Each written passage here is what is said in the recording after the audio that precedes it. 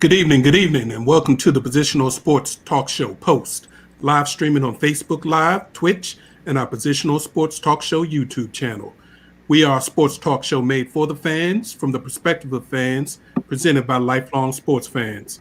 We're going to provide our opinions and positions on the hottest topics in sports. My name is Big Reg, and I'm joined this evening by my partners in crime. What's going on, J3? How you feeling this evening, my brother? What's going on, everybody? Feeling good. We got the professor in the building. How you feeling, Professor? I'm good, everybody. Praise the Lord. Let's get a great show in, y'all. Good to see y'all. We got Ed in the building. What's going on, my brother Ed? You know, it's always good to see you guys weekly. So I'm ready to talk some sports. Let's do this. And last but definitely not least, our post contributor, Sense, is back in the building. What's going on, brother Sense? How you feeling, brother? What's up? What's good, everybody? Good to see all of you. Good to be seen. Let's get it. So this evening, we're going to try to keep this show kind of simple, but we're going to delve deep into some topics. We got to talk about the NCAA tournament, and we're going to break it down to women and men. And then the NFL offseason is just going bonkers. Legal tampering period started Monday at noon, and boy, has some teams been tampering. So we're going to get into that because it seems like the arms race is on in the NFL. If you're not making moves, you're getting left behind. Mm-hmm. Of course, we got our post takes, a couple other topics that caught our attention, our final post of the evening. So as always, we appreciate you guys tuning in each and every week. It is much, much appreciated. We're glad that you join us. We want you to sit back, relax, and enjoy Post on the Positional Sports Talk Show channel. So, fellas, it's Ladies Month, so we're going to start with the ladies. Mm-hmm. NCAA Women's Tourney starts Sunday. It normally would start Saturday and go into the following week, but they pushed everything back due to COVID. So the first round is going to be Sunday and Monday. Second round will be Tuesday and Wednesday. And all the games are being held in the San Antonio, Texas area for precaution. So the biggest news, though, that hit women's college basketball happened yesterday when the dawn of women's college basketball, Gino Auriemma, announced to everyone that he had tested positive for COVID. For you guys who don't know, Gino is the head coach of the UConn Huskies. He is the architect who actually built that program for nothing and has the most NCAA titles ever. So the UConn Huskies will be without Coach Gino for at least the first two rounds.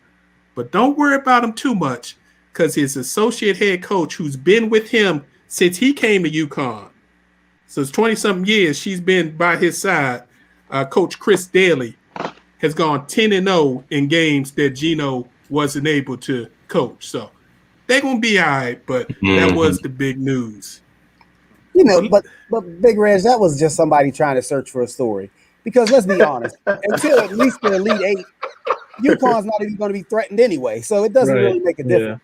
Yeah. So that was just who, you know, somebody caught wind. Now we hope Coach Auriemma, we hope he is healthy and whatnot. But right, for the most part, it won't really make a difference until at least the Elite Eight. Yeah, I agree. Wishing for a speedy recovery for Coach Auriemma, but UConn's like a well-oiled machine. It's like, you know, nothing ever like rocks their boat. So yeah, they'll be fine. Agreed. Yeah, I wish him all the best. First thing that came to mind was you got the COVID vaccine. Did you jump out there before your 14-day incubation period was over? Like, I just want, what circumstances did he actually get sick from the coronavirus? And I hope they look into that. Hopefully it was either, well, I'm hoping it's not the virus because we're all proponents of taking the vaccine, but just kind of interested around what surrounds that. But I agree, that's a well-oiled machine. Women's basketball is a little more chalk than the men's. So I still don't want anything to come in between the potential showdown that I want between Don Staley and Gino Auriemma. I definitely want to see a UConn versus South Carolina matchup? Well, we're going to have to talk about that because I think Okay. you might have a problem with that. Okay. So let's talk about the number one seeds. The number one seeds in the NCAA tournament, overall number one is actually Stanford, not UConn, Right. which is interesting to me because I don't think the Pac-12 was that strong of a conference. But compared to the Big East, UConn is they won every game in the Big East like they used to do. So I guess that's why they gave Stanford the nod. So then you got UConn as the number one seed. NC State, who's the ACC champs, and then University of South Carolina is actually the lowest rated number one seed with Coach Don Staley. They won the SEC tournament. Question is, you all said UConn is a well-oiled machine. UConn's got super freshman Paige Beckers, who is the number one recruit in the country. She leads the team in scoring, assists, steals, and I think is second in rebounds. She's just a scoring machine. You add to that another top 5 recruit, junior Kristen Williams, former Tennessee transfer Olivia Nelson-Odotta, and Avina Westbrook, and UConn is stacked. Also, they don't have a senior on their team. So this whole squad's coming back next year. Wow. And they're getting the number one recruit in the nation right here locally from St. John's College High School. So UConn is going to be some trouble. So even with Gino out, y'all think UConn's got a shot at getting in fourth championship? I mean, not fourth. Another championship, the first one in 4 years, because they're in a slump. Time will tell. Yeah, go ahead. Even their worst days are their best days. I mean, a slump for them is still having basically the number one recruiting class. So I mean, and you got like freshmen, like phenoms on your squad. Yeah, I don't.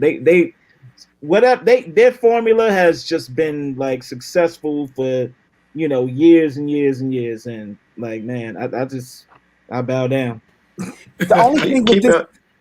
The only thing with this particular UConn team is that they're young. Yes. And they haven't necessarily been battle tested. Usually back in in a few years ago, for that historic run that UConn went on, they always had like seniors and juniors leadership on that team to go along with the super freshmen that they always seem to get. So the only issue I have with this particular team is the youth on the team. Now, getting back to the tournament, you said, Big Reg, I think you said Stanford, UConn, North Carolina State, and South Carolina are the number one seeds, right? Yes. Now, there's legitimate arguments.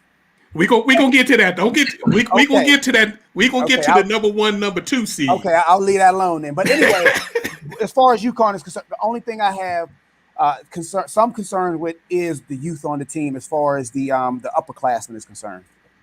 But I think that's a plus for them because just like you stated, I mean, if they're doing this well as a young team, just imagine what they're going to do next year and the year following if they stay together. This is a formula for victory for multiple years in a row. Mm-hmm. Oh yeah, well that I don't dispute. I was just referring to as far as this year. Do I think that they can make this a significant run? And I think they can. Like I said, at least until the Elite Eight. But you got some 2 and 3 seeds lurking that can cause some problems. Let's talk about the other big number one Hold seed. on. Based off of what I said, no, because South Carolina gonna get them. But go ahead. Let's talk about South Carolina. South Carolina is led by super sophomores, forward/center Leah Boston, and dominant guard Zia Cook. And they got junior point guard Destiny Henderson, who is tearing up the SEC. She runs the show like no other, and she's Dawn's coach on the floor. The problem is with South Carolina, sometimes they don't have a lot of outside shooting to begin with, and they're limited outside shooting. If it's off any, they have problems scoring unless they pounding the ball inside to Aaliyah Boston, who was the #1 pick in the country the previous year. And she's a beast. She's an All-American. She's a monster. So looking for South Carolina to do some things. But then you got a couple of, I want to talk about the #2 seeds, because I don't think NC State or Stanford have the teams big enough, good enough to win. So let's talk about the #1, #2 seed. And yes, they are from right here locally where we live. The University of Maryland Lady Terps. Let's go, Maryland. Brenda Freeze this year became the all-time winningest basketball coach in Maryland history, surpassing 500 wins at the school. And just so everybody understands what she did this year, she lost 4 seniors from last year's squad, 3 of them starters, and she had 2 other people transfer, a star sophomore forward and a star guard, point guard, shooting guard, 3-point shooter. So she had to replace all 5 of her starters. And she did this by using some great transfers. She brought in a senior transfer from Harvard, Harvard.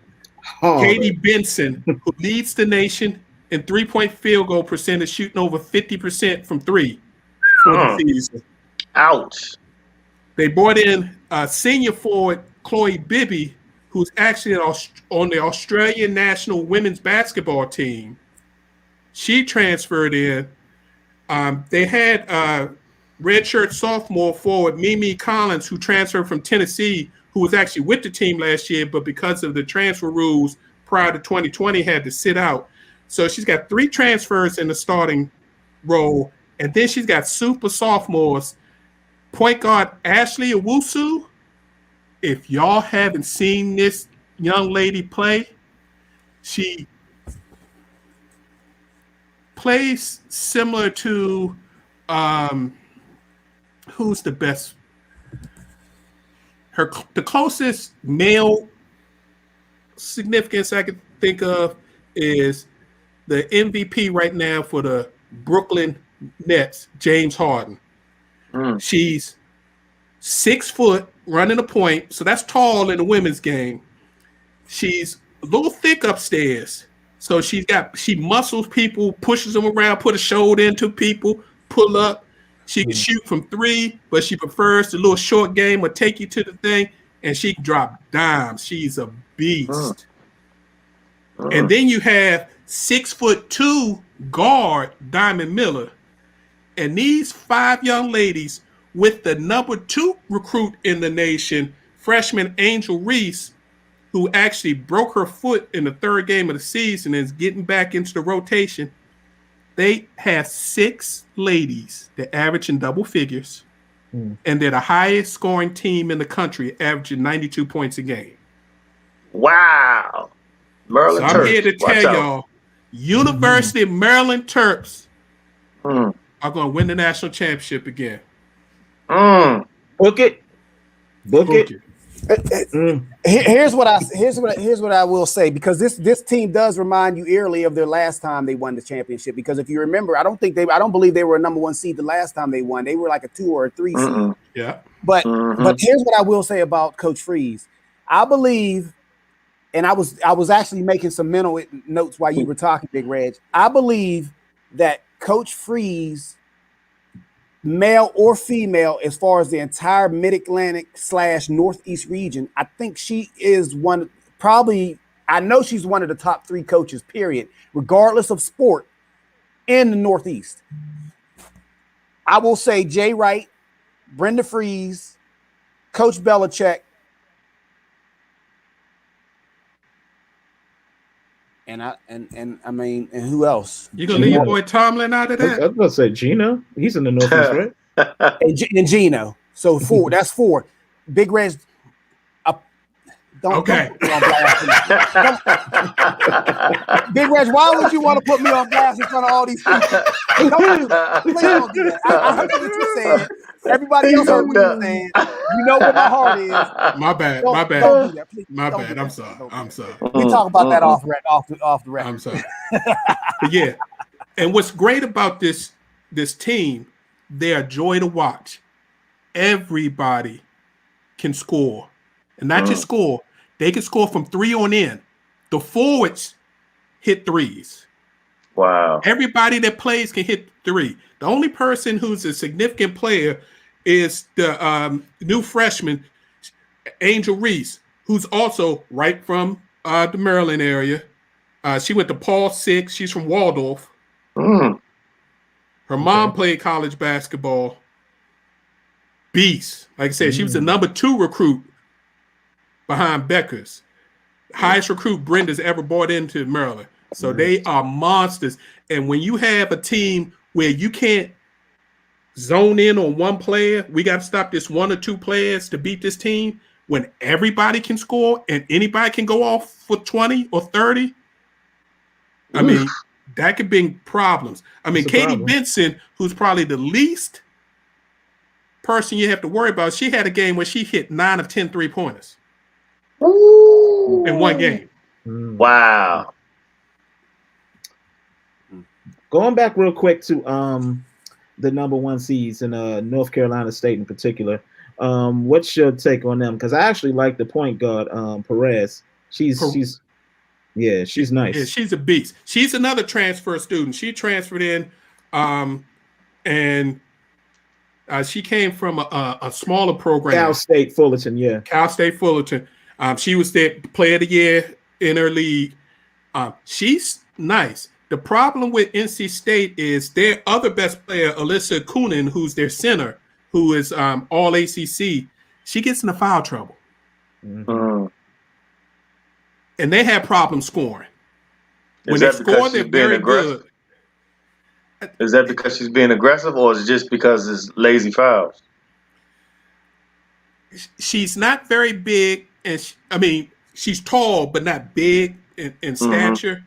And sometimes teams know that, so they body her up, and she tries to body and gets some silly fouls. Also, she's not hugely athletic. No, she's athletic, but not hugely athletic. So when she's got to run up and down the court with faster bigs, it causes her problems. But when they're on, they're on. Yeah. Because they took out Louisville, which is another number 2 seed, which is a good team. But again, I love Maryland. Another number 2 seed that you can't sleep on, the Baylor Bears. They've got senior guard Dee Richards, who is a monster. So it's going to be an excellent tourney. But you heard it. Big Red says the Maryland Terps and Brenda Freeze are going to get their second national championship. As long as no one gets hurt, there's no team in the country that's played a team like this with this many scores on one team. Hey, Big Reg, in Maryland's bracket, who's the number 1 seed in that bracket? South Carolina, unfortunately. Hard for me to go against the Terps, but I'm sticking with my pick. Yeah. So the number 2 seeds in the women's bracket is what? So you already mentioned Baylor, obviously Maryland, and Louisville, and the fourth is Texas A&M. That's what I'm saying. Some good games about to come on. Yeah, it's going to be a good tourney for sure. That Maryland South Carolina one will definitely be a must see. Yes. I think that's going to be the biggie of that. And I also have Georgia upsetting Stanford coming out of their region.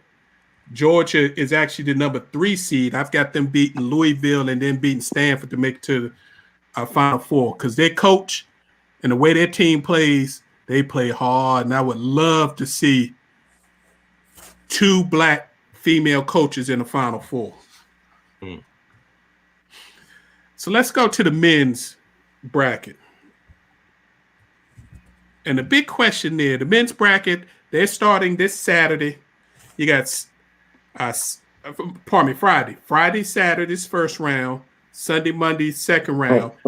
They do have the play-in games on Thursday for anybody who wants to watch the play-in games. Everything's going to be happening in Indianapolis. But the big question, two big questions. How bad is COVID going to impact this tournament? Because it's already impacted conference tournaments. You had Duke that had to drop out after winning. Then you had UVA that had to drop out after winning. Kansas had to drop out after winning. Now, Duke's not in the tournament because they just stunk. They were terrible this year. But Virginia and Kansas both made the tourney. I think Virginia's a 3 seed, and I think Kansas is a 4 seed, 3 or 4 seed. But Kansas is already in Indianapolis, but they had to leave 2 of their players back home. One of them's their number 2 scorer, and the other guy is a significant backup. UVA isn't scheduled to arrive in the Indy until Friday for their Saturday game because all their players and their coaches are under quarantine. Wow. I don't think they're gonna make it. Yeah, I got a question about that. What was the deadline for teams to withdraw from tonight at midnight? Interesting. But what team is going to tell the NCAA we don't? Nobody. They ain't missing that check. Unless something happened to UConn, Gino gonna be in there rubbing everybody's microphone and chairs and make sure nobody gets to finish this tournament. I'm trying to tell you. But nobody's gonna withdraw. I mean, no, but would they be forced to? Is my question. Would they be forced to due to I mean, if they got some tests, positive tests. Yeah, well, they got to send them results of the test. They've got to have 7 days of negative tests for everybody that's coming. But anything the NCAA is involved in with that gangster organization, right? I don't trust. So, do they have just 4 teams waiting to get in, or do they have more? They've told us about 4. Okay. So it'll be interesting. Are y'all even surprised that we have? Are y'all even surprised we having the NCAA? I mean, because we didn't have it last year, so I'm happy actually. I ain't surprised. They're not gonna miss that money 2 years in a row. No, not 2 years in a row. They not missing them billions of dollars. They were gonna do this hook or crook through hook or crook. Well, they played the season hook or crook. The season was exactly. It was so kids on campus to put on this court. Right. So yeah, I would have been shocked if they didn't play. Yeah, and what's crazy about the standby teams? The standby teams are going to be released after tonight, supposedly. Because they're saying after tonight's deadline with the teams, anybody who doesn't pass the COVID test or shows up and then has a COVID problem, then they just forfeit the game and that the team they're playing just moves on. So it's going to be real interesting to see how that works out. Do we know anything about their protocols? Are they following after what the NBA did, or did they come up with their own ways of actually doing this bubble? It's not really a bubble, but what they had is most teams flew in Saturday or Sunday. You had to be there by Monday unless you had a previously approved reason not to be there. They come in. The first thing they do is get tested, and then they go right into their hotel rooms. And once they go into the hotel rooms, they're not to leave the hotel room unless they're going to a game or unless they're going to practice. They're even sending their meals up to the hotel room, so they're not even eating together. And there ain't going to be no dapping or anything like that on the court. They've been doing it the whole year. Yeah, they have. I just don't know, man. You got basically 17, 18 to 22-year-olds. Well, good luck. Half of them wearing masks, half of them ain't wearing masks. They ain't really concerned. They ain't concerned about it. They really aren't. 68 teams was the average team got 20-something members, all in one place. Right. So that's going to be a real issue. The only thing that might save everything, and I don't want to disrespect Indianapolis, but it's Indianapolis. Ain't nothing to do. I mean, you just gonna stay in your hotel room and play Madden. Yeah, I mean they got good steak. I can recommend some restaurants in Indianapolis, but I hear you. Yeah. I hear you. This will truly be like an AAU type of atmosphere. Yeah, and again, once the tourney starts and a team tests positive, and they've got you can have as few as 5 players. If you can put together a team with 5 players, you can still play. They're gonna be sending tickets to campus. Come on in. Like, come on. We got forfeiting. We need this bag. You said it, Rob. Yeah. Put you in for 5 minutes and take you out. But if your team can't play, then they forfeit the game and that team just moves on. So it's gonna be crazy. The other question is, can Gonzaga do it, fellas? No. We've been talking about they've been talking about Gonzaga for a decade, for a while. But this is not the old Gonzaga teams. If y'all haven't watched them, they've got 2 All-Americans. First team All-American senior forward Corey Casper, who can shoot the lights out. Then they got freshman guard Jalen Suggs, who's going to be a #1 NBA draft pick. Casper's going to be an NBA draft pick, probably late #1. And then they got sophomore Drew Timme, who's a forward center who can pick and pop from 3, but also go down low and post up. They got 3 NBA players on that squad. Can they run the table? No. We haven't had, if they get to the Elite 8, we'll see what happens. They got to get there first. Yeah, they haven't had much comp, man. They have not had much comp. Yeah, no. Look at their division. Let me tell you about the comp. They beat Iowa, who's the #1, 2 seed in their bracket, by 20 this season. The only reason I say this might be different than all the previous, because like I said, for the last decade, they've been ranked high. Gonzaga's been like, oh, they're not the little sisters of the poor no more, Mm-hmm. So, and they've always been like right there, and then only to disappoint. They've been a #1 seed before, not overall, but they've been a #1 seed before. Mm-hmm. But like Big Reg mentioned, I'm trying to be nice about this. Their stars are actually stars. Like you can see them being star NBA players. Before, you may have had 1 or 2 that would probably be okay. Well, I think he'll be okay. The Wizards got a guy. Hachimura. Right, Rudy Hachimura. Yeah. And you was like, okay, well, I think he's gonna be a solid, maybe a lottery pick in the draft. This year, you can actually see, especially that true freshman point guard. What's his name, Big Reg? Suggs. You can see. Okay, all right, that's a little different than before. So, yeah. And they haven't lost. They haven't tasted defeat. That's important, right? They've won their last 23 games by double digits. You said they beat Iowa. They beat Iowa by 20. They beat Kansas, who's the #3 seed in their field, by 18. I know they beat West Virginia. They beat West Virginia. So maybe they are for real. They got Virginia in their bracket too. We shall see. Virginia might not be playing. I know. But if they're playing, how are they going to be playing?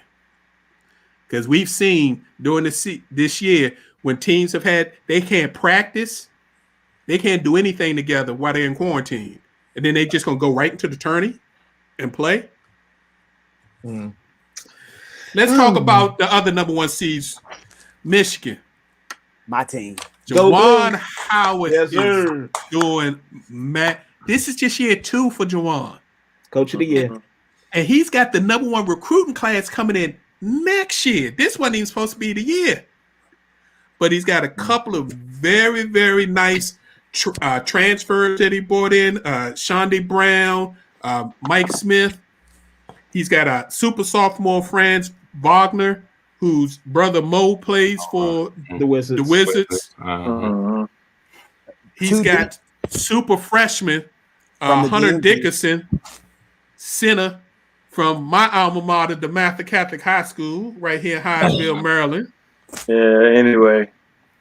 But the problem, Here's their roar. best player, Isaiah Livers, has a stress injury in his foot that they're concerned will lead to a stress fracture. He's a senior, so I don't think he's going to play at all. Now this they have tournament. hopes that he may come back like later in the rounds. They haven't ruled him out to not play, but Hopes like AD coming back, huh? you know what?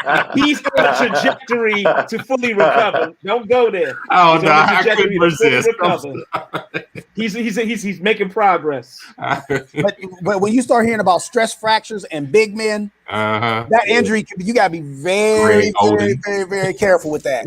But the big fella from China, what was his name? Yao Ming. But the Michigan team, I'm actually rooting for Juwan, but I want to see that Sweet 16 potential matchup between Pat and Juwan. That's what I'm hoping for. Oh yeah. The sleeper number one, if you could be a sleeper number one, University of Illinois.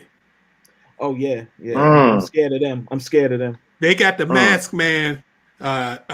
Their All-American junior guard, Ayo Desumu, who got a partial facial fracture, so he's wearing look like a Batman mask on. Work. He is beast. Working. He is beast. Yeah, he is. Ooh.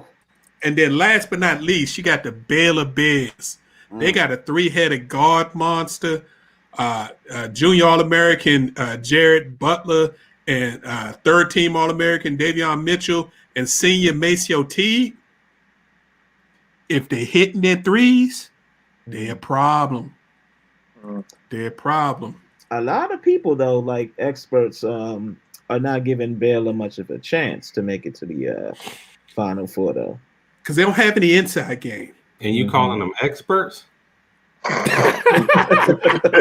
You know, some of them don't stir their jobs, man. But pundits. But let's talk about the number 2 seeds. We got Ohio State. Big Ten's got 2 number 2 seeds, Ohio State and Iowa. I'm kind of suspect about that, but I got to give props to Iowa. Iowa's got 2-time All-American senior center Luka Garza, who's actually from Murray High School right here in the DMV. Another one. They already retiring his number. And you wonder why Maryland keeps sucking. Right, they keep getting out of this area. I mean, the 2 best big men in the country, both from this area. Terrible. Yeah, terrible. Yeah, Ohio State's got junior guard Dwayne Washington Jr. and senior C.J. Walker who doing some things. Bama. But the number 5 overall seed. A sleeping giant has roll tide. We know it was coming. I didn't even know they could look like that. I didn't know they could look like that. They done came on strong the last 3 years.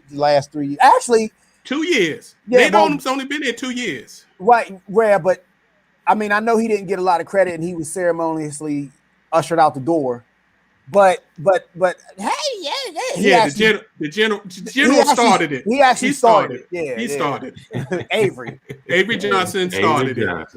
He started people saying, "Okay, Alabama can be a basketball program. They're just not football and golf and track, long distance, and gymnastics and I'm sorry. It can be a prominent basketball school too." And they're getting the people from the state to stay, with the exception of the one fella that got out to LSU this year, but who almost killed them, who almost beat them. Yeah. Alabama is a monster.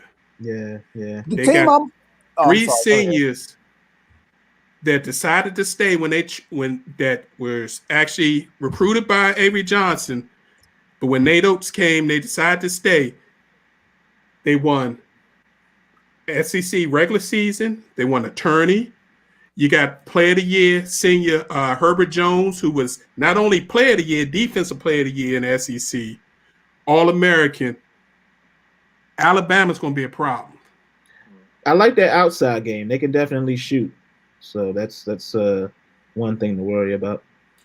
And don't we see this every year in the NCAA tournament that teams that have like upperclassmen that are solid, if not great, and like sprinkled in with some high caliber freshmen. Yeah, that's usually the formula that wins. For success. Yeah. Yeah. I want to ask you guys about Houston as a number 2 seed. They're another good one. I haven't seen or heard, but has anybody kept up with Houston this year? What's the... Honestly, I haven't, but until like later on, in the season. But yeah, they're the truth too. High flying and above the rim. You better watch out, because they will get up on you. They can shoot it too. Who's yes, sir. Who's the head coach down there?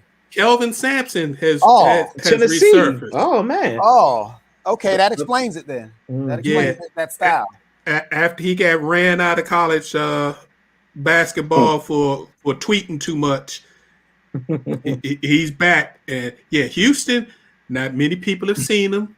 They're just doing their thing. But Houston could be a problem. But I think I think Alabama makes it to the Final Four. I think Illinois makes it to the Final Four. I think Gonzaga makes it to the Final Four. And I like Baylor coming out of their division.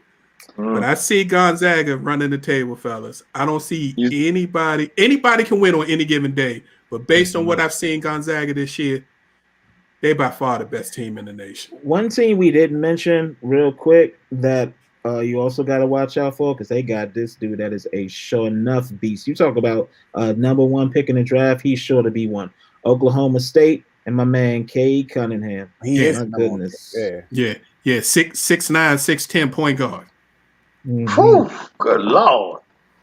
Yeah. Can the business get some of that? Yeah. But some surprises. Y'all shouted out. Patrick Ewing and the Georgetown Hoyas are playing the best basketball of their season. They won the Big East. And that is been kind of a platform for success.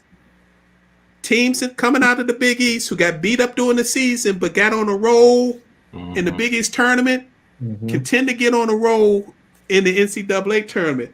I actually got Georgetown getting to the Sweet 16 and meet Michigan. I don't think they're going to get past Michigan, but they could.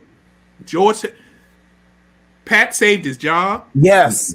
I'm saying that. Matt McClung, you wanted to get up out of you wanted to jump shit, Matt. See that? Yeah. But we don't know what we never got that story though. You ain't gonna get it. We won't. But McClung wasn't the only one who fled Georgetown last year. Pat was having some real issues down there in in Georgetown. So he had to kick 2 people off the team, right? Yeah, for stealing. Then you had the other guard who left during the season, who came in with McClung because he was mad that McClung was getting all the pub. I can't even remember his name. He was the other he was the shooting guard. Then you had McClung transfer after the season after they made it his team. So Patrick has been dealing with he's got 7 new people on the squad. So as he says, they had 2 COVID issues where they had breaks and couldn't play, couldn't practice. So he said his team has finally been able to practice enough together and come together. So they could be a problem. Oh yeah, there could be some bracket busters. I also think Florida State. You got to watch out for them. Yeah, Coach Hamilton. Yeah. I'm for a bracket buster for people. UC Santa Barbara over Creighton. Creighton was dealing with some internal issues after the coach said, you got to stay on the plantation. They haven't looked good since. So, and they got him back in there. Yeah, can't get away from it. He had a 1-game suspension, and they said, "Come on back and coach." I mean, it's Nebraska. This is America. Yep. And I also think the Maryland men are going to beat UConn in the first round. That's as far as they're going to go, but that's it. Wow. Y'all, anybody else got any surprises or any suggestions for our listeners for the first round? Yeah, North Carolina going to take out Baylor. Woo! That's why I don't have them going to the Final Four. Yeah. That's your heart talking. Nation. That's your heart talking. That ain't logic because North Carolina look like garbage most of the season. Baylor going to get knocked out by somebody. I don't see them going to the Final Four. Roy going to tear that jacket. Now since just mentioned Oklahoma State, and usually when you start looking at these, now this year is going to be unlike any other year as far as health issues and what have you, and disruptions and teams just not being. It's just the seasons haven't been really smooth. But that number 4 and 13, that's where you usually see those upsets, like a 5-12, 13-4. But Oklahoma State's playing Liberty. Liberty has a coach. He's from UVA. He was brought up through the trenches.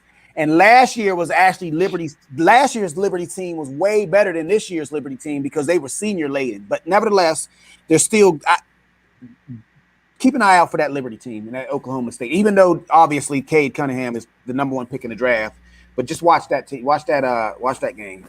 And Sister Jean got Loyola back up in there, and she's vaccinated. They were saying. Yeah, she's gonna be at the games. They can make some noise. Who they opening up with? Let me Georgia Tech. They got Georgia Tech. Okay. Another sleeper, Wichita State. Oh yeah. Wichita State's actually 11th seed. They're in the playoff game, even though they actually won their league, but because of their COVID issues, they didn't have as many games, so they downgraded them. I like Wichita State to win their play-in game and then knock off number 6 USC before they get knocked off by Kansas. But if all you Virginia UVA fans, do yourself a favor. Don't put UVA throughout your bracket to make it to the Elite Eight or the Final Four, because I really don't think UVA is going to play. And if they play, they're going to go out in the first round because, again, they're not arriving to Indy until Friday, play Saturday, and they haven't practiced since they exited AC tournament last week. That's if they arrive. Yeah. One other team I just want to throw out there real quick. You can never count out Michigan State. Izzo is just like Izzo. I hear you. I don't think that bully ball gonna work this year. If you can't shoot it, you're gonna have a problem. Just like the NBA has changed. If you don't have guys that can shoot it from range, you got problems unless you got people that can just take over the game. And I don't see Michigan State with anybody just takes over the game. Just me. But it should be a very, very good tournament because of COVID. Nobody really knows about most of the teams because most of Baylor had multiple stops during their season. The only team that's been strong from start to finish has been Gonzaga. So. All right, fellas, let's switch it over, and we got to get into this NFL off season. Oh boy! Have y'all noticed the Tom Brady effect? Oh yeah, he got somebody mad. Yes. Somebody's mad. I was thinking about this today. Tom Brady has affected the Patriots, the Seattle Seahawks. Yep. That's 2 franchises. Obviously, Tampa. The Texans. The Texans. Kansas City. Yeah, and it's the way he's affected them is completely different. There's like each situation is completely different. Kansas City, you mentioned. Okay, we got to rebuild this offensive line. We suck. Right? Yep. You go out to Seattle. Okay, we got to build this offensive line, or you got to get me out of here, or I won't never see 40 years old in the NFL. Yep. Belichick. Okay. Now they questioning my ability as a coach. I gotta reload. Mm-hmm. Wow. You know, Yeah. so every situation is completely different. Oh yeah, Belichick probably had the big payback playing in the background while he was making these free agency But deals. you know what? Lewis Riddick, shout out. Lewis Riddick was saying this during playoff time that Bill Belichick was back in the lab plotting on how he was going to make a comeback. Mm-hmm. And New England has done something that they have not done since Bill Belichick has been in there. Spent money. Not only spent money, Randy Moss money pissed off right now. the first day of free agency. Yeah. I mean, 2 tight ends, Jonnu Smith, 4 years, $50 million, 31 guaranteed. Wow. Hunter Henry. Didn't I tell you? I told you Hunter 37 Henry. We should have got believe. Hunter Henry, man. 25 guaranteed. I said 2 that wide last week. receivers. Nelson Aguilar, 2 years. Kendrick Bourne, 3 years.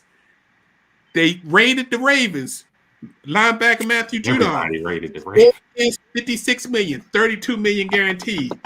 Safety Jalen Mills, 4 years. They picked up a defensive tackle, re-signed their own defensive end, and then Cam. Got Cam some weapons. Cam. Michelle should come back healthy next year. And then Burkhead, isn't that his name? Burkhead can ball. Burkhead can ball. So what Tom Brady was complaining about for 2 years and we didn't have any weapons, Bill went out and got all the weapons. But in fairness, it took a year removed from Brady in order for the Patriots to have money to get their salary cap situation situated. Because if you remember, when during Brady's years, a lot of those years they were like right on the edge and as far as the salary cap is concerned. But the moves that Belichick did make, it was his every move was his MO. He got 2 tight ends. We can call them elite or not, but they're right there. He got 2 functional wide receivers. He got a versatile edge player from Baltimore. So, you know, and he let his best offensive lineman walk. Actually, his best 2. He traded his tackle to the Texans, and then he let the guard walk too, and he would end up signing with KC. So Belichick knows what he's doing, you know, and how he got Cam on the cheap again. We could talk about that. But my question to you is Cam going to be ready to play? Because towards the end of the season, he wasn't looking like he was himself. And I know it was because of COVID, but are these weapons going to be enough for him? Cam said, "Get ready for the comeback." Scorched He earth. gets a full training camp. Full training camp with these new players. Already knows the playbook, knows what they expect. Can you imagine with those 2 tight ends and the running game that they already had this year? That's going to be a problem. Plus, on defense, don't forget, they get Patrick Chung back. Hightower. And Dante Hightower. They get their starting safety who calls plays in the back. Plus, their starting middle linebacker back who called all the defense. Patriots coming after the Buffalo Bills, and they say in Miami, y'all need to slow up a little bit. But the reason for all this, like we said, is the Brady effect. Yep. And what is the Brady effect? It also affected Tampa Bay. What Tampa Bay's doing, nobody saw them being able to do. Oh yeah, they re-upped. They re-upped for next season. Franchise Chris Godwin so he can get paid for a year, and they can do it again next year if they needed to. Redid Brady's contract with some fake years on the back of that. He said some fake years. It is. The boy of the years, yeah. They redid. They gave Gronk a 1-year contract with 2 fake years on the back of his, so his cap number is stupid. Yeah. Levante David, he got 2 years, $25 million, 20 guaranteed, but he got 2 fake years on the back of his contract. So his number isn't that big. They know what they doing. So they could give Shaq Barrett, who was their biggest issue 4 years, 68 million, 36 million guaranteed. So all the important people they got back. What about AB? They ain't signed him yet. They gonna get him on the cheap. Yeah, they ain't got to worry about AB. You want another AB ring? is going to stay there, or AB is coming to the Ravens and play with his cousin. Because that was a possibility last year, but he showed he could stay out of trouble. Washington. Nah, he ain't coming to Washington. They ain't dealing with that. No. Two places. No. I don't know. No. Hey, Yeah. hey, Professor J, could you said you was mentioning what was Pittsburgh going to do? Yeah, BJ put that up for you. BJ here. Well, their hands are tied. Unfortunately, they really can't do anything with any of their free agents, their pending free agents, and quite frankly, really, the only free agents worth keeping as far as Pittsburgh is concerned is probably their slot corner, Mike Hilton. I could see them keeping him. It's hard to find cornerbacks in any shape or size, so I would definitely keep Hilton if at all possible. Unfortunately, they lost Bud Dupree, but I suspect in the next 6 months you'll hear about T.J. Watt being the highest paid defensive player in the history of the NFL. You'll see that come down the pike shortly. The last one, Bud Dupree, he left, but they were not going to sign him. They knew when they drafted Highwater last year to replace him, and then he blew out his knee subsequently. They weren't going to be able to keep him. So, and he still got a 5-year, $82.5 million deal from the Titans. Well, he should have, because if you think about it, I mean, an ACL now, I mean, you can recover from it. It's not like back in the day. Adrian Peterson recovered from it and ran $2,000, and he's still playing football. But yeah, go ahead. As far as Pittsburgh's free agents, basically they're all going to Juju. I was going to say, what are you going to do about Juju? Well, they can't afford him, and plus he's nothing but a glorified number 2 anyway. I like Juju. I do. I think that's the type of player that I would want him on my team. They just don't have no money. That might be who ends up in Washington. I would love to see Juju in Washington. That would be a great fit for him. That's where he should go. I was thinking about that. That's where Scary Terry, Juju. Oh, with Fitzmagic. Those other youngins, that would be a great fit for him. Fitzmagic. Oh Lord, please no. Yeah. I want to speak on this. Yeah, go ahead, Big Reg. Well, let's talk about the quarterbacks, because I got a problem that we got to get into. Y'all just mentioned Ryan Fitzpatrick gets a 1-year, $10 million deal with Washington. Why? $10 million on top. Period. Why? Andy Dalton just got a 1-year, $10 million deal from the Bears. Chicago. But yet, the deal that Cam had to sign, they say it's 12, almost 13 million that he can make. The real deal, and for any of y'all who want to look up, when y'all see these numbers, don't believe these numbers y'all see on ESPN and Fox Sports 1. There's a great site. It's called Spotrac.com, SPOTRAC.com. They have the breakdown of all the contracts, NFL, NBA, NHL. They tell you exactly what the contracts are, the real money, if they're getting bonuses, and even their future years. You can search by team, you can search by player.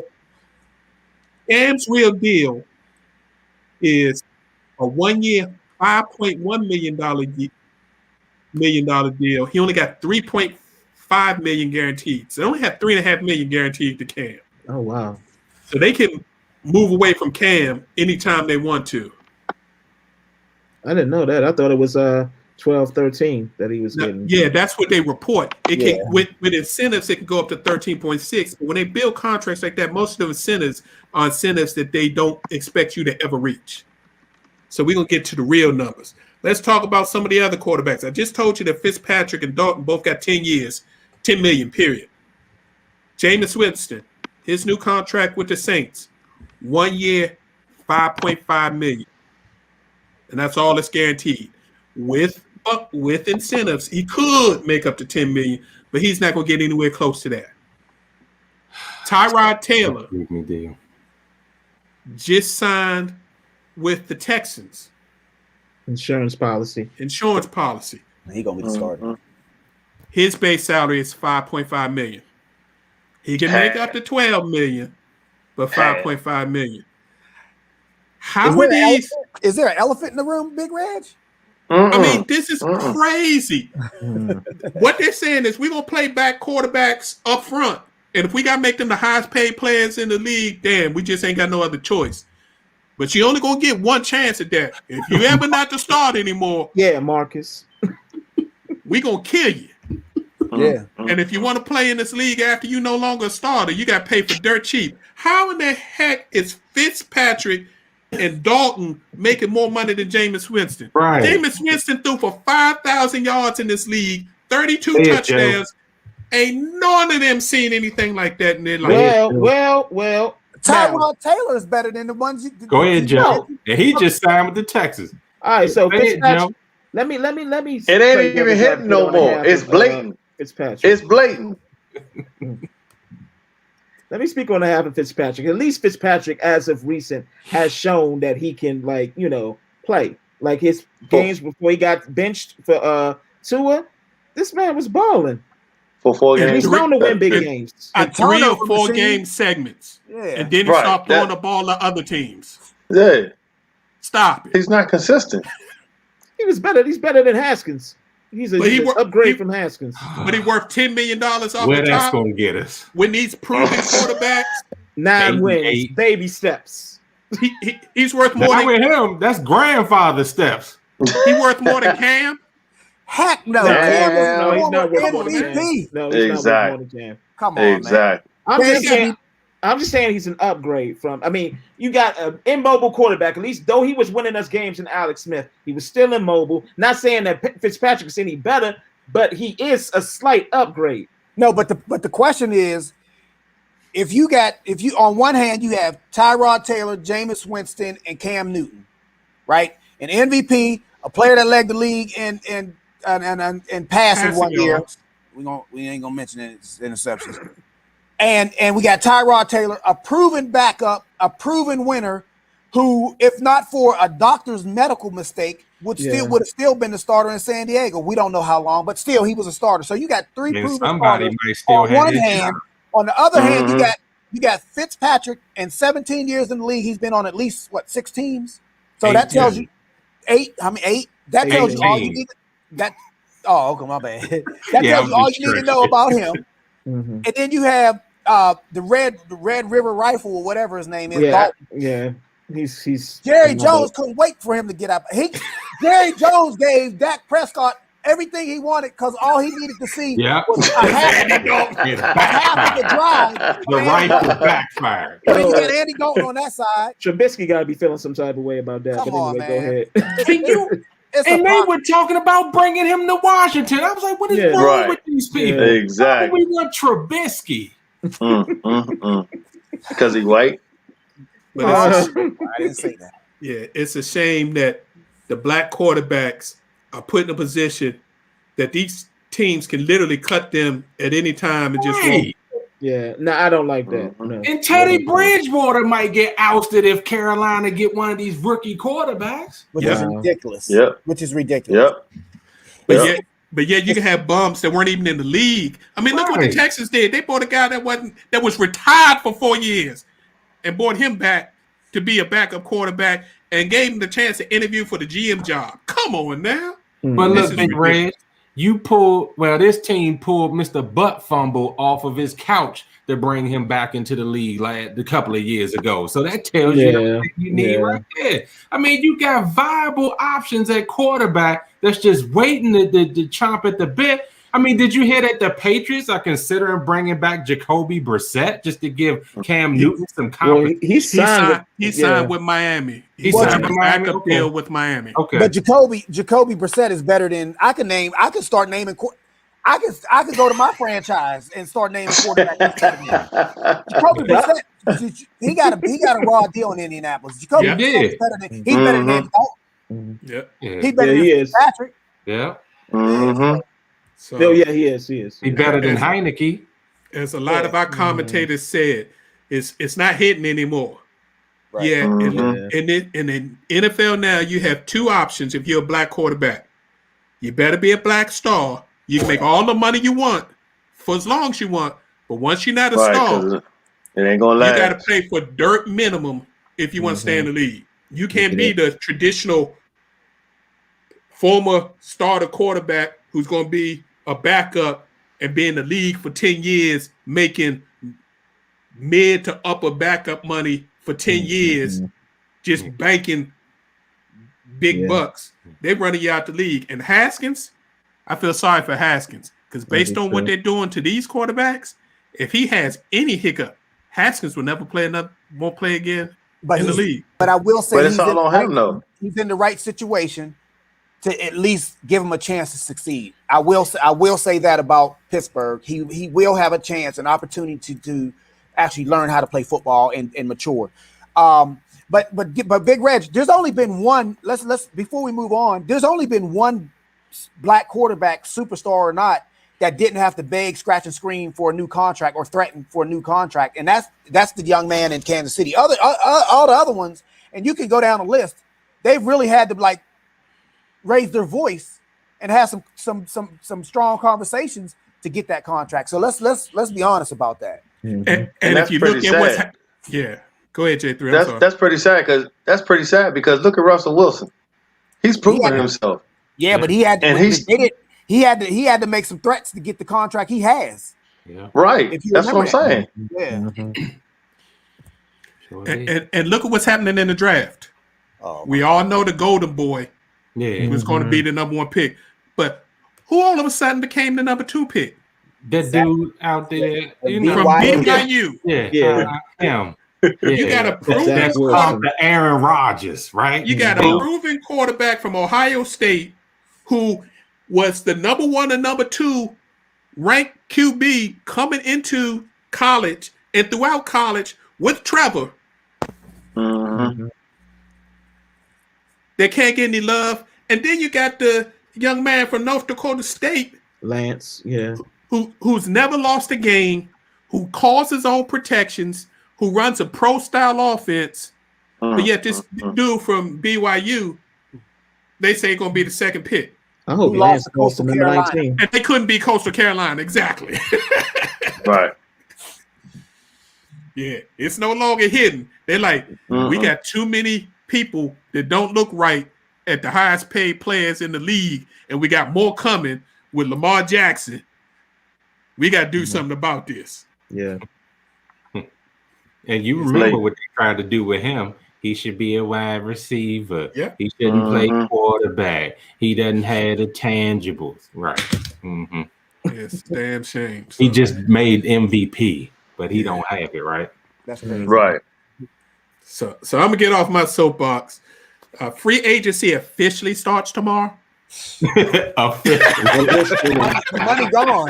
It's already gone. Money gone. What was this then? Agreeing to sign? This is what they call the legal tampering period.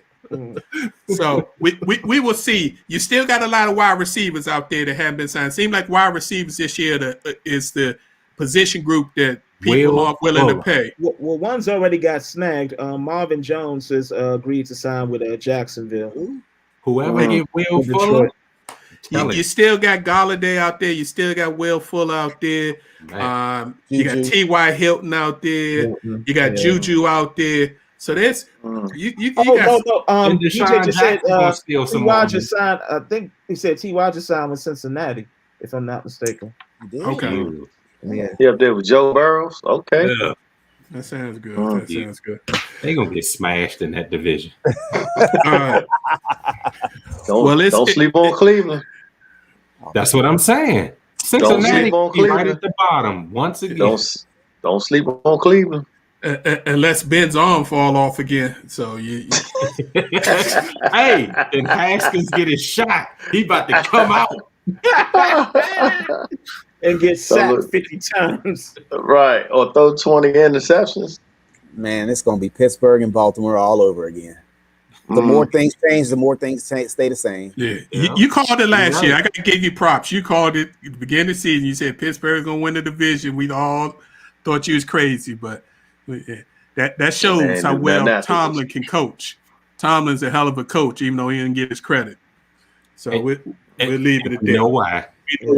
A lot of offensive linemen have been on the free agency block too. Hey, did San Francisco re-sign Trent Williams? Not yet. Okay. Trent want all the money. He gonna get some money. He be rolling the bricks. I mean, he got a gangster about him because he get paid everywhere he goes. He said 32. I took a year off. My body is healthy. I showed you I was not just a Pro Bowl. I was all pro last year. Rated as one of the top 3 tackles. He won number 1 tackle money. He won $20+ million a year for 3 or 4 years. And he should get it. That damn stayed injured. He's good for half a season. Man, he stayed injured. I mean, he is. He all pro for half a season. Right. We was just talking about these bum quarterbacks getting money. Let the brother get his money. I ain't hating on him because I like Trent, but I'm saying the reality is he ain't worth it. Hunter Henry just signed. He got $30 million from New England. He ain't played a full season yet. He about to be the new Gronk. Trent was robbing Washington for years. Aaron Hernandez. Yeah. Oh, Sheriff ain't robbing Washington? Yeah, he is. Yeah. That's where he learned it. That's where he learned it from. Right. Sheriff pick up his check and just grin. Y'all just what else I got on this line? Y'all need me. Y'all just gave me $18 million. Thank you. It's ridiculous. All right, Professor. It's time for us to get ready to get up out of here. You ready for your takes, my brother? Yeah, I'm ready. That snuck up on me. All right, yeah. Well, of course, it's still Women's History Month, so we got our salute to women who can. So coming up first, we got Janet Guthrie. I bet y'all didn't know this. She was the first woman to compete in NASCAR's Winston Cup Series, known today as the Monster Energy NASCAR Cup Series in 1976. The very next year, in 1977, she was the first woman to run the Daytona 500. But she wasn't done there. In 1978, she was the first woman to qualify for the Indianapolis 500. The only other woman to achieve this feat was none other than Danica Patrick. All right. Becky Hammon is the first woman assistant coach in the NBA. She began her journey in 2014 with the San Antonio Spurs. The following summer, she became the first female head coach of a professional basketball team as the NBA's Summer League competed.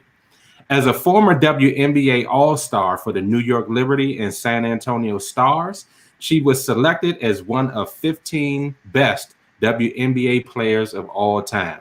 That is saying something, as the WNBA will celebrate 25 years this coming season. Marcinia Tony Stone of the Negro American League was signed in 1953 by the Indianapolis Clowns. She was the first woman of any background and descent to play professional baseball. She was so good that after changing her name to Tony and doctoring her date of birth, she was able to compete with men despite the objections, jeers, and sexism. She got a hit off of Hall of Famer Satchel Paige and played with other Hall of Famers Willie Mays and Ernie Banks.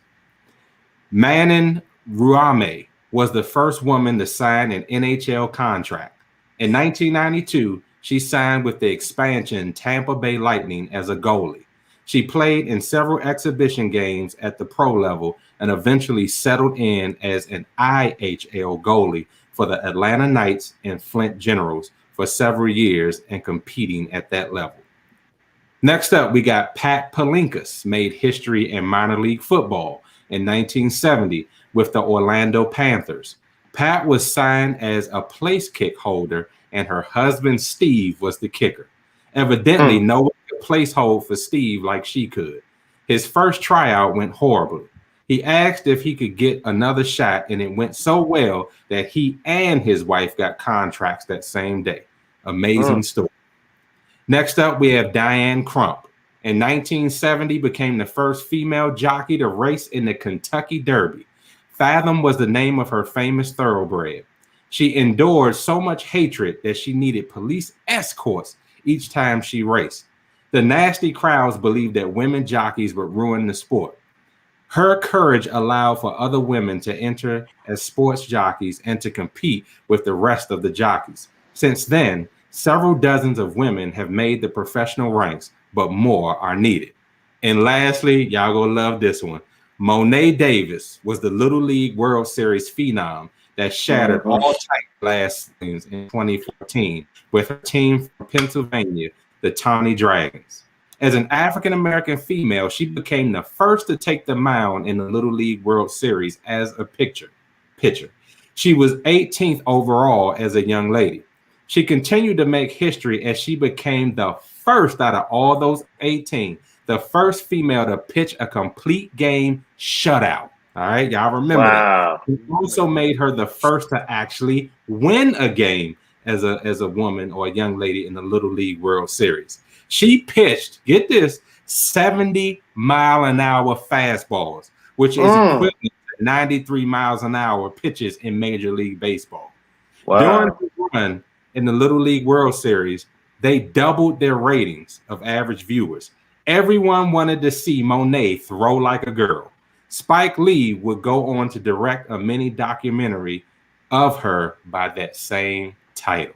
And these are your post takes honoring women's history. Back to you, Big Rick. Appreciate that. I appreciate that. Yeah, I think Monet Davis, is either going to be a freshman in college this coming season or is a freshman this year. And I think she's playing basketball, which she said was her first love. She was good in that too. Yeah, absolutely. All right, a couple other things that caught our eye before we get out of here. The NHL and ESPN announced a new 7-year TV and streaming deal, bringing the NHL back to the world leader in sports, which also means that the NHL is going to get another influx of cash. So look for the NHL and players to start signing bigger contracts. The professor mentioned the WNBA. WNBA news that you could use. It's the 25th anniversary season for them, so they're going to unveil a new logo and a new basketball for the 25th season and new uniforms for all the teams.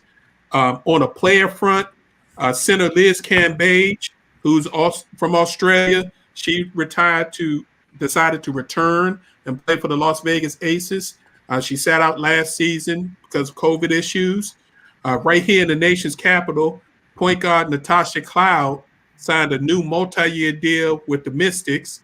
She sat out 2020 and did tremendous work, not only in the community, but nationwide, fighting for social injustice. She was part of LeBron James More Than a Vote group that helped put voting things all over. So congratulations to Natasha Cloud. And former MVP and soon-to-be Hall of Famer Maya Moore has decided that she will not be returning to the WNBA in 2021. I think she just doesn't want to say it, but I think Maya Moore is probably done with basketball. She also is working very hard in the criminal justice situation after helping her now husband get released from prison from being wrongly convicted for over almost 20 years. So doing good things, but sad to see her leave. Big news today. LeBron James announced that he's joining the Fenway Sports Group, which means LeBron will be a minority owner of the Boston Red Sox. He was already a minority owner of the Liverpool Football Club. He gets a bigger chunk of that. Roush Fenway Racing and the Nesson Regional Sports Network. LeBron making boss moves. Boxing. Go ahead. I'm curious. I'm glad that LeBron's doing that, but I'm curious, why the Red Sox? But we could talk about that another day or another time. Boxing.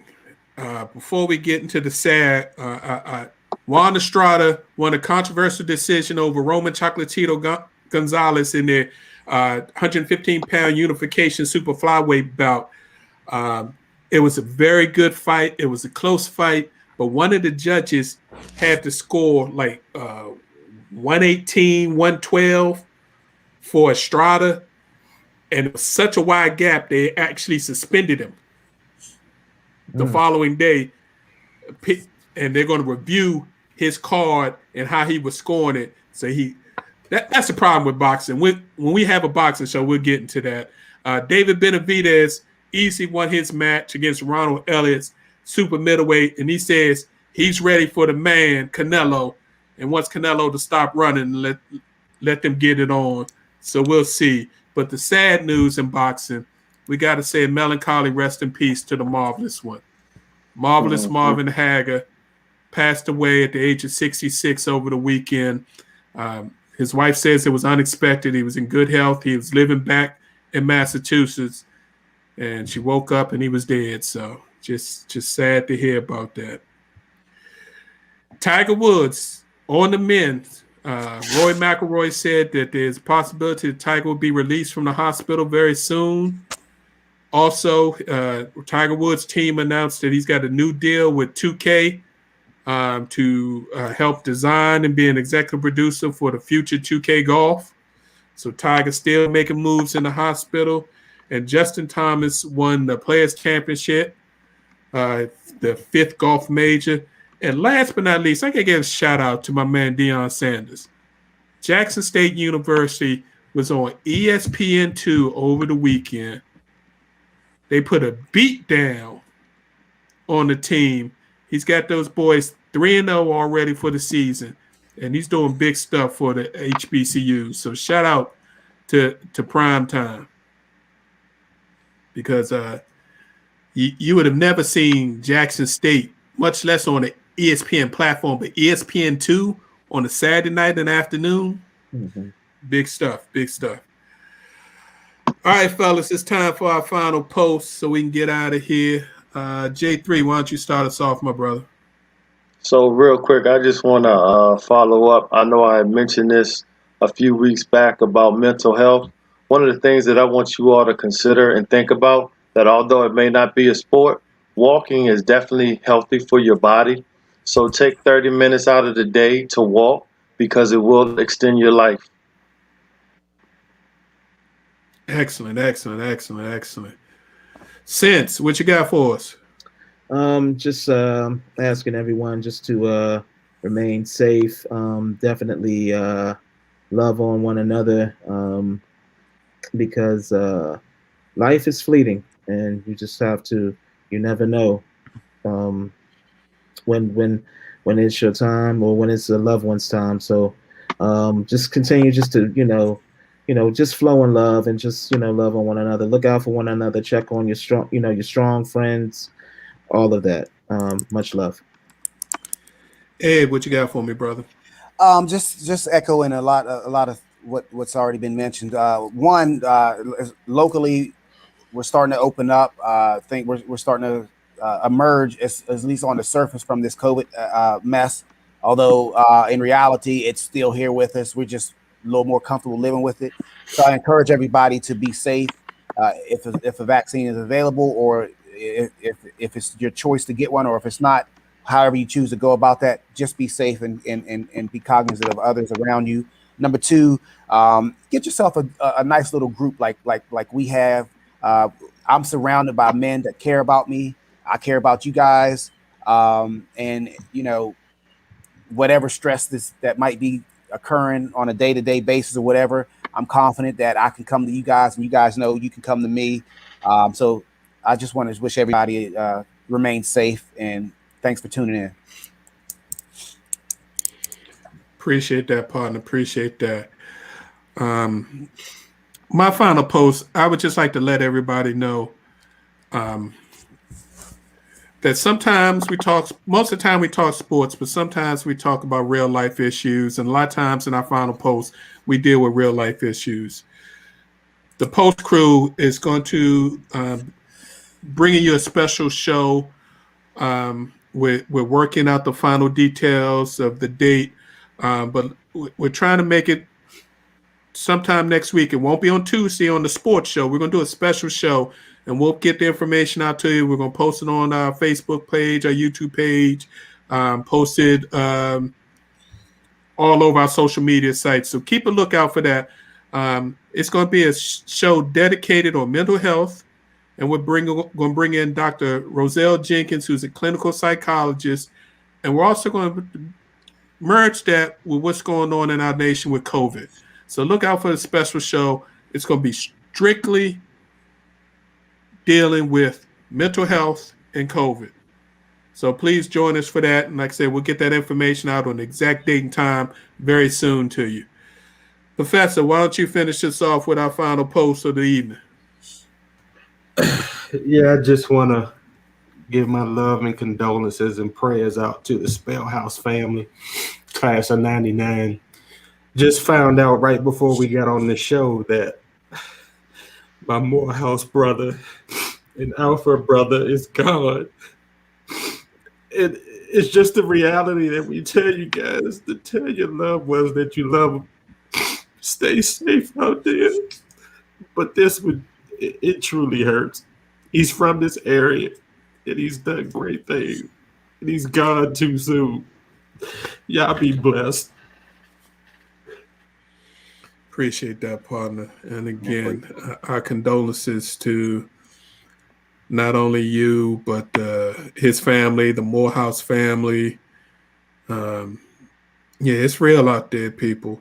Don't let the fact that the vaccines are rolling out give you a false sense of security. We are still have between 1,000 and 1,500 people dying a day. There are variants out there. So please, please, please stay safe until you get yourself fully vaccinated. And then after that, try to keep yourself safe even then. All right, enough of that. We'd like to thank you all for tuning in and listening. We appreciate you tuning in with us each and every day. We appreciate the opportunity to share our positions on sports with you. It really gives us joy. We look forward to the show. It gives us something, to get our mind off of what's going on in this crazy world. Please tune in next Tuesday at 7 p.m. We're here each and every Tuesday at 7 p.m. for our next live show. If you can't make the live show, please check us out. You can catch it on our YouTube channel, Positions on Sports Talk Show, our Facebook page. We upload previous shows. You can hit us up on Twitter at Positions on SPL1. We'd love to hear from you. It is our pleasure to do this each and every week for you. So we look forward to seeing y'all and hearing from you. Hit us up anytime you have a question about sports or have a suggestion that we can improve the show. This has been the Positional Sports Talk Show.